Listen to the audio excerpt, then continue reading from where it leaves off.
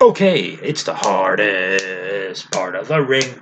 The hardest part of the ring. Sometimes you reach out for the hot tag, but then you go ahead and make your own comeback. Don't do that.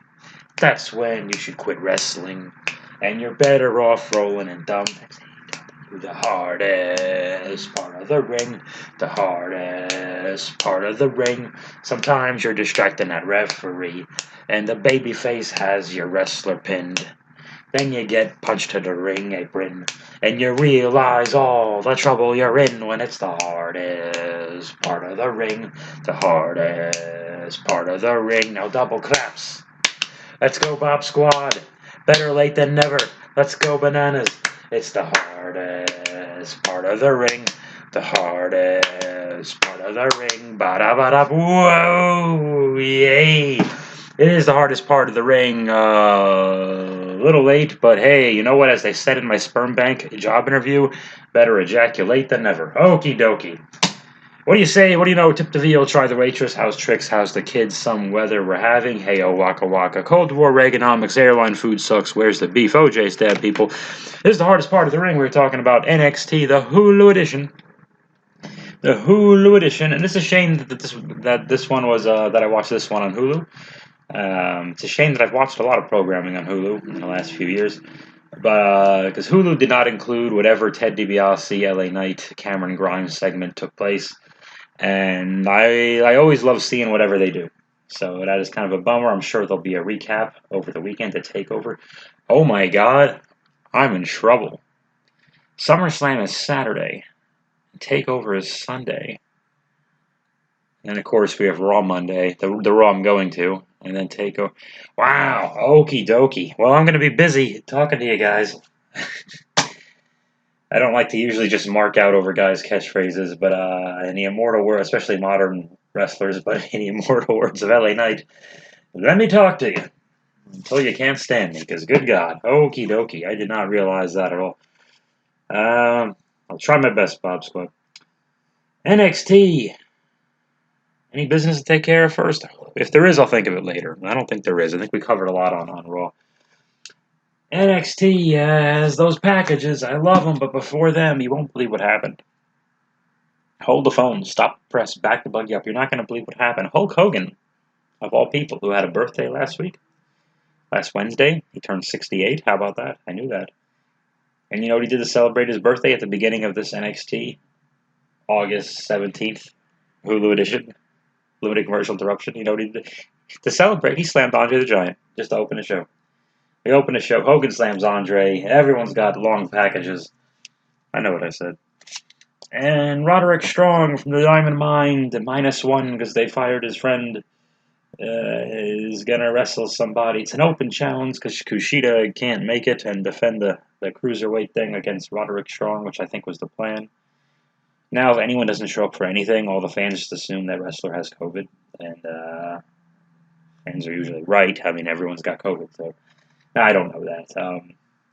It just doesn't look good. The timing of Sasha and Bianca doesn't look good because Sasha was just on Instagram with her anti-vax stuff. So and then we get unforeseen circumstances that she won't be there, or probably won't be at SummerSlam, and neither will Bianca. And like, okie dokie, because they were wrestling on house shows, obviously. I don't know. It doesn't. I mean, everyone's just doing the math. It's not like none of that's confirmed. It's just like everyone's kind of looking at each other, going, "Gee, I wonder what is." Who knows? It'll end up being. Now that I said that, it'll end up being something completely different and nothing to do with anything. Okay. Well, speaking of variants, we have a substitute instead of Kushida. Hey, he's back. This is great. Ilya Dragunov is back. I wonder if this was taped and he was just in the city, in wherever the hell. Is it Orlando or Tampa? I always forget. I don't know Florida too well. I know don't go there, you'll die. But if the variant don't get you, the hurricane will. But maybe he was just in town and he just wrestled both Pete Dunne last week and Roderick, or maybe not. Maybe he's flying back and forth from wherever he lives near the UK. I'm assuming he doesn't live in Russia. Maybe he does. I don't even know. But anyway, Ilya Dragunov has this wonderful, realistic match with Roderick Strong. I love Roderick Strong. Unfortunately, all the gimmicks and bells and whistles around him. I think he looks great. The gray hairs kind of help him out a bit. Unfortunately, this match was another example of he's got that good hand syndrome. Goddamn, it's like he's never the star. But because Ilya's a very charismatic guy. Obviously, English is not his first language, and I love the promo he cut last week. This one after the match, I'll get to a little later. I'm jumping the gun, but it was a little. I mean, it was what it was. He's just screaming for Walter to get out there, so that's fine. But I think Ilya's a very charismatic guy. Great eyes, great facial expressions. I love the point. I don't know what he's pointing at most of it, especially in those empty arena matches. I don't know who the hell he was pointing at. But be that as it may, Ilya gets his head or his nose busted open. I don't know what happened there, but it was gruesome. I'm surprised they let it go. The referee put her gloves on, and a ton of blood got all over Roderick as well. But I couldn't tell if it was the nose or the upper, like the bridge of the nose or the forehead or from where. See, because I'm not a big blood guy. I think when I was a teenager and I loved ECW, I thought blood was awesome. I'm sure, but you grow older, you mature a little bit. But I like the blood when it's like, okay, that naturally, clearly came from some kind of busted nose, busted lip type of scenario, um, or even a busted head. It was clearly not the clean cut razor blade. This is all this blood is coming from one straight line in the middle of the guy's head or whatever the hell. Uh, so, I mean, because they don't do that anymore anyway. So now when you see blood, you're like, it's 99%. There was no way that was the plan. So, um, and now that fans know that, in a weird way, does it almost help because now everything looks more real? Because now we know no one's supposed to be bleeding. So I really don't know. Probably thought too much of it, but all it really did was help Ilya. All it really did was make him look good and make him look tough and bounce back from adversity. He beats Roderick 1, 2, 3 in the middle, which needed to happen. I think I said last week when he lost to Dunn, I'm like, I hope they can squeeze in another match, or it would be great if they can squeeze in another match for him and give him a win over somebody significant. Roderick was the perfect person. He was the right place, right time for Ilya. Maybe not the best time for Roderick, but I don't know. I mean, heels lose. You know what I mean? It's not that bad. And if Roderick doesn't have a match at the big thing coming up, this is what you do. But I just feel bad for the guy because he's so talented. It's I'm jumping the gun here. I do not know if the guy has or has ever had a wrestling school. I have no idea. But goddamn, he would have one of the just by watching him. I don't know what kind of teacher he is or what kind of personality he has because that weighs into it heavily. But I'm willing to bet he would be one of the best damn trainers around, like a Lance Storm level of trainer, if you will. Anyway, Ilya beats him with the flying European uppercut. Maybe it's just an uppercut over there. I don't know. You tell me, guys. And Ilya calls out Walter. He just says, Walter, get out here. Walter does not. Foreshadowing. And Adam Cole is a huge package, and so does Kyle O'Reilly. And The Way, Johnny Gargamel, and Indy Hartwell, and Candice LeRae. Candice LeRae, who is pregnant. She is a pregnant woman. I don't think you'll be seeing her wrestle anytime soon. She is with child. She is Johnny Gargano, I assume. Johnny Gargano. He impregnated her with his sperm, you understand. And now the sperm has fertilized the egg, and then she will have a baby, which is the plan. Okay, now that I explained that, probably through sexual intercourse. Or maybe they went to a fertility clinic, the kind that didn't hire me, for this very reason. I could have helped. I could have helped Johnny Gargamel and Candice LeRae have babies. And in some way, just by supporting the program, I like to think I did help. Moving along.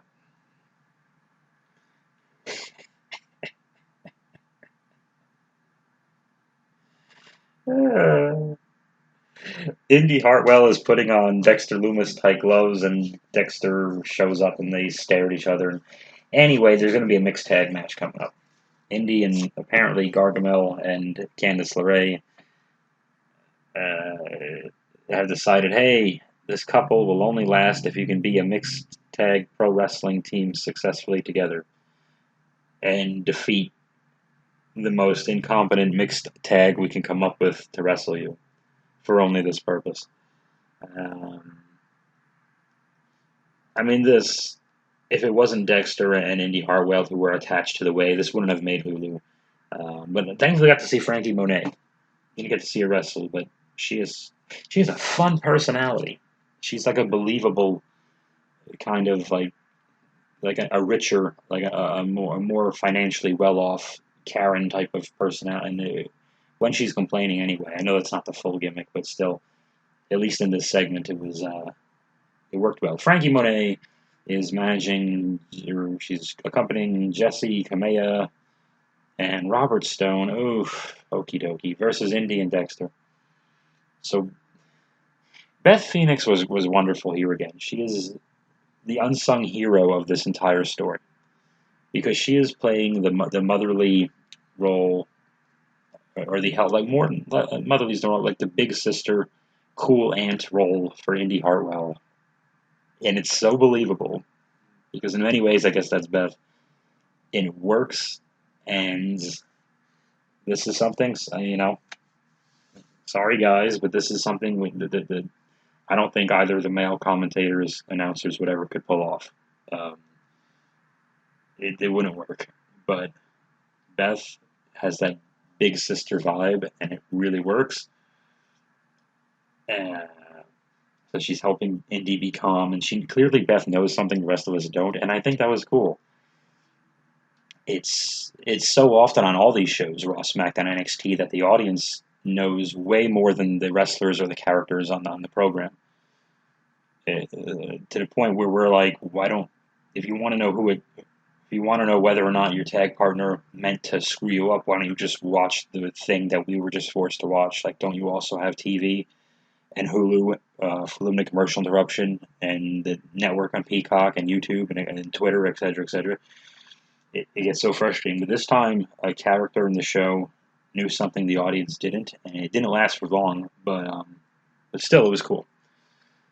And it's not usually an announcer, and I love that because I don't even know the last time we saw that an announcer was that involved and had a little something on the talent, or on the wrestling talent, because Beth is talent too. If you're on air, you're talent. So that was different, and I enjoyed that being different. Like anything else, just don't overdo it. But I don't know the last time it was done, so I thought it was great. Frankie Monet her facial expressions are absolutely wonderful. She was more believable than any of the people she was accompanying or managing. Robert Stone was atrocious. It's just the way he sells, the way he wrestles. He's doing forced comedy. I appreciate what he's trying to do, but it's like, okay, he's not a big guy, but he's in good shape. He looks like he should be somewhat competent as an athlete. When did he become a wrestler? I mean, I haven't seen him on Hulu in forever. It didn't work. It was too silly. It made Dexter actually look worse, I think. It was just these comic quick. There's a quick face bump in there somewhere. I watched this yesterday, so now my brain isn't as good. Where it was an overselling. It's what those young guys think Memphis is, and I'm not the expert on Memphis wrestling, but it's you can tell they think that's what they're doing. Really not, but anyway. Anytime Robert Stone was in the ring was a disaster. He did a really stupid move where he did a high crossbody over the top, and Dexter never moved. He was just standing far away, and Stone completely just fell right to the floor right in front of him over the ring apron, which is the hardest part of the ring. And it was supposed to get a big ha-ha laugh, and maybe a couple of idiots did laugh. I think the announcers laughed because they knew they were supposed to laugh. But really, if someone's that incompetent, why are they a manager or a competitor in an athletic competition? If they're that stupid. I don't know. Like, R-Truth actually does it right. People criticize his stuff a lot, but he's smart. He rolls up guys from behind at the right time, despite all the ridiculousness. And there's going to be a million examples of me being wrong there. Anyway, whatever. The good guys win. And the good guys, are they good guys? Indy and Dex win, and Index, as they're called, the cute cut. WWE loves those cute couple names ever since Benifer, I guess, the first Ben Affleck and J Lo incarnation. So they've been doing that ever since with all their couples. And then Beth passes something over to Indy. Indy gets down on one knee and proposes to Dexter Loomis, who nods yes. And I was hoping. Oh, this is preposterous, first of all. The two of them, I'm not mad at them. They're trying, but there's clearly no chemistry. There's no one watching this show believes it's a real couple. I'm spending way too much time on this match. It's 14 stars, but no one. Amelia and Roderick, I think it's 13 stars. Don't question the math. I don't have time to explain it. It's very complicated. No one watching the show believes this is a real couple. Can't be. There's not even chemistry. It's like I don't even get the impression that they're friends or friendly off camera. I don't even get that vibe. Gargano and Candice obviously work well together, and most other couples you can at least tell something's up. Even when Malachi Black, Jesus, at the time he was Aleister Black, feuding with Andrade, and Andrade's manager was Zelina. When Zelina and Black were on opposite sides, I didn't even know they were married yet during that feud in 2017, I want to say, early 2018, something like that. I didn't know they were married during that feud, but at the same time, when Black would make fun of her for being short, like you can kind of tell there's some relationship amongst these three talents backstage. Andrade and Aleister Black are probably very friendly. They wrestle in the same place now, oddly enough. The men are in AEW, the women are on Raw. Yada yada yada. Where was I going with this? A blonde lady talks to Jeremy Pibbins, whatever the hell, the manager of the Diamond Mine, and she said she's blonde, and she didn't say that. I don't know. He's upset about the loss and said, "Don't talk to him, you talk to me." Oh, very good. Is there anything else I have to say about this engagement, though? Not really. It's just going to be long skits, and Beth already set up the skits. We got to plan a wedding, so we're going to see wedding planning, and then the actual wedding, and it's going to be a disaster, and Gargano and Candice may be the ones to object, and then Indy has to break away from them officially, and Indy's going to... Oh, she can't bump Candice, though, because Candice has a baby. She got inseminated. Okay. Well, I don't fucking know.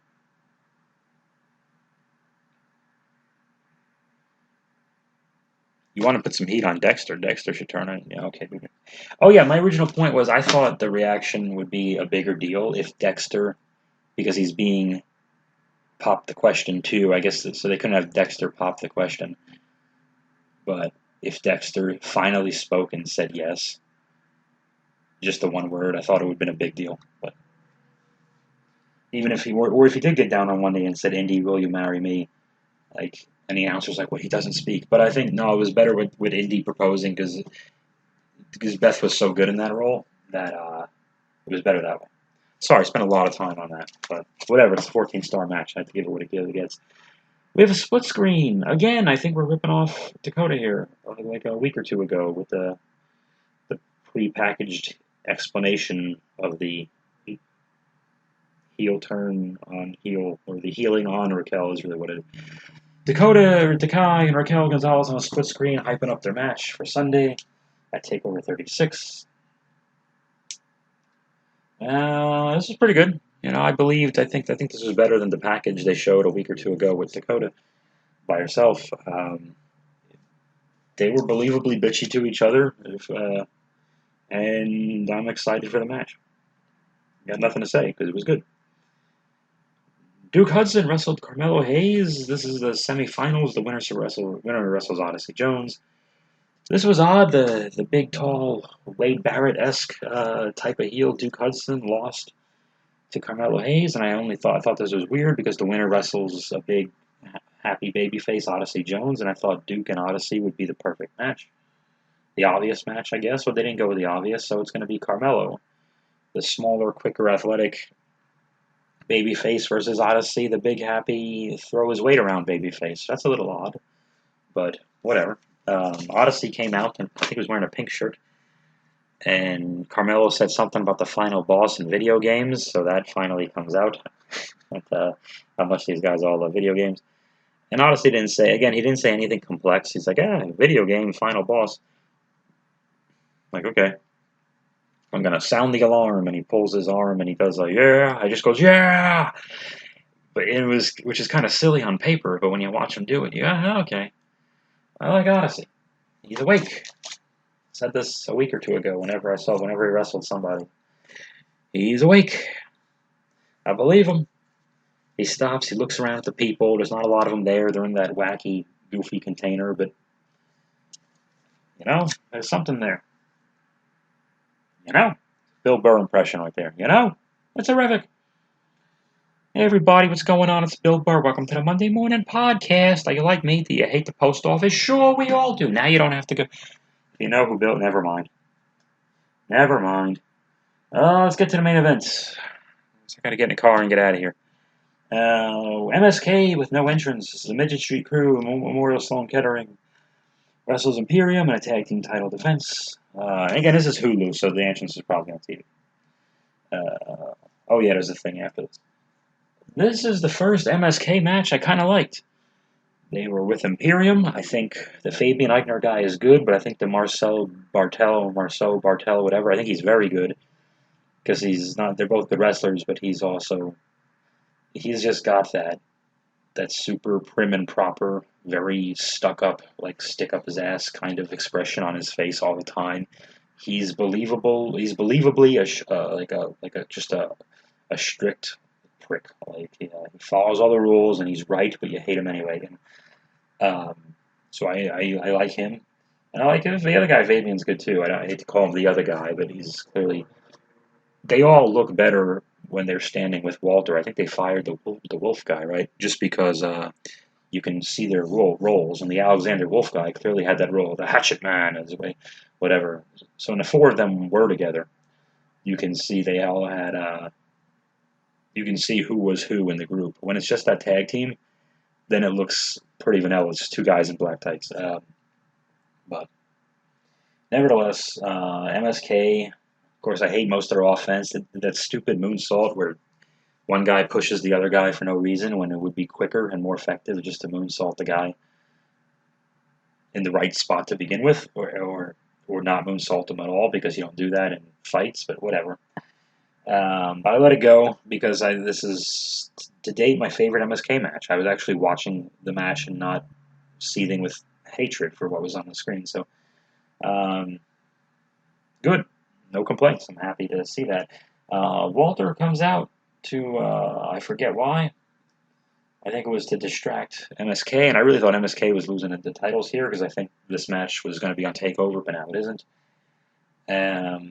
But then Ilya attacks Walter, of course.